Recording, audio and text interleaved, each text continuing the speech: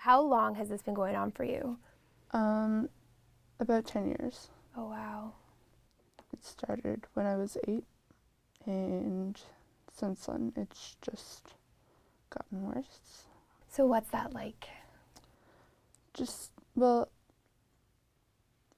it's hard because it's like when you finally reach out for help and it doesn't seem like anyone wants to help you because they tell you that what you need help for is not what you need, and they can't provide that in the hospital.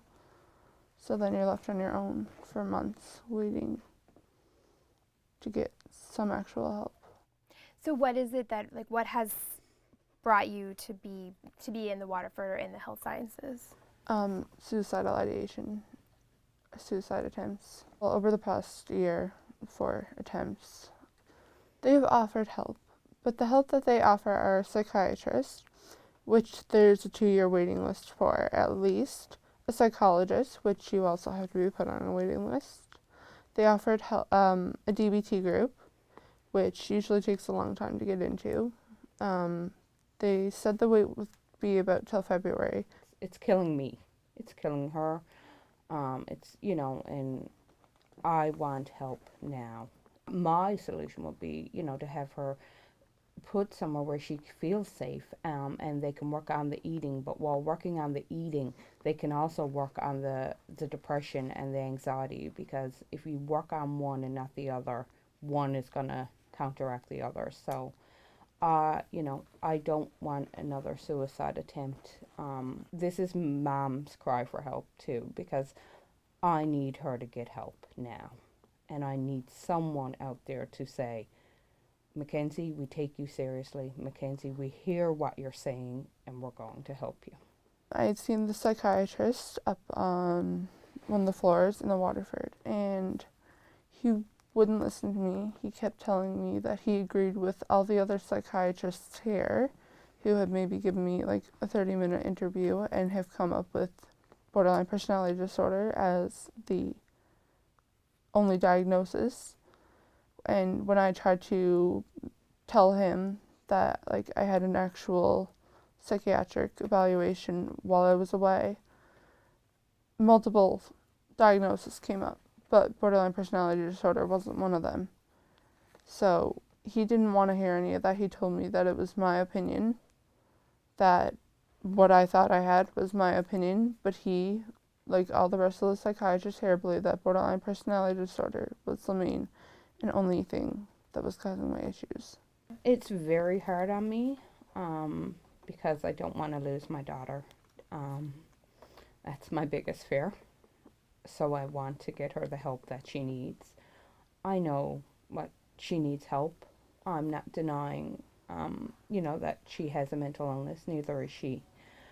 She just wants the help. She just wants someone to listen. And I think that's, if she had someone that would sit down with her and listen, and would also work on the depression. Yes, the eating disorder is there, but you also have to work on the depression. And if they would take suggestions, try to change her medication, try to get her where her moods are regulated, to the point where, she feels that she's motivated and, someone is helping her.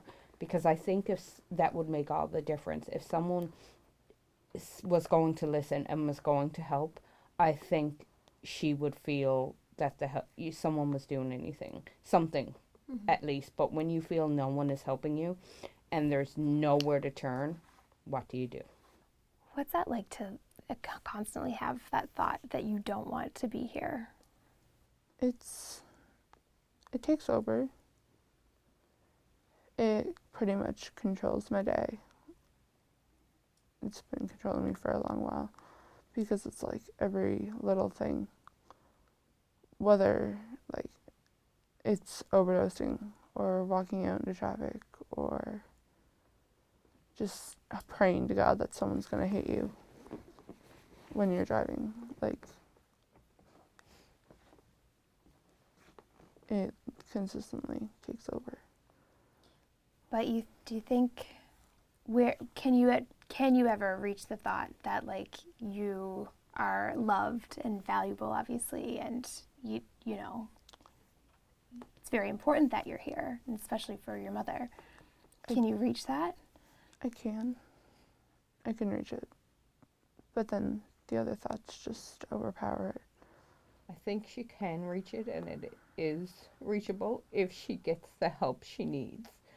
When someone is saying to you, I don't feel worthy, I don't want to live, I just want to die, that to me is, take me seriously, please, help me. And she needs this help. You're not put on this earth with the thoughts that you want to die. So if someone is reaching out and saying to you, I want to die, I don't want to be here, then there's something wrong, and it needs to be fixed, and it needs attention, help, and it needs to be done immediately, not pushed to the side, not we'll look at you later, because later may not come. I'm afraid that eventually she will be successful in the suicide attempts, because it's not an attention seeking, it's a mental illness, and just because you can't see it doesn't mean it doesn't exist. It doesn't mean it doesn't need help. It does. The mental health system, they say 1 in every 2 people suffer from a mental illness, so I can't see why it's not being, more is being done to help everyone with a mental illness. And I believe that's, if I don't want to continue this cycle, because I do believe that will be the outcome.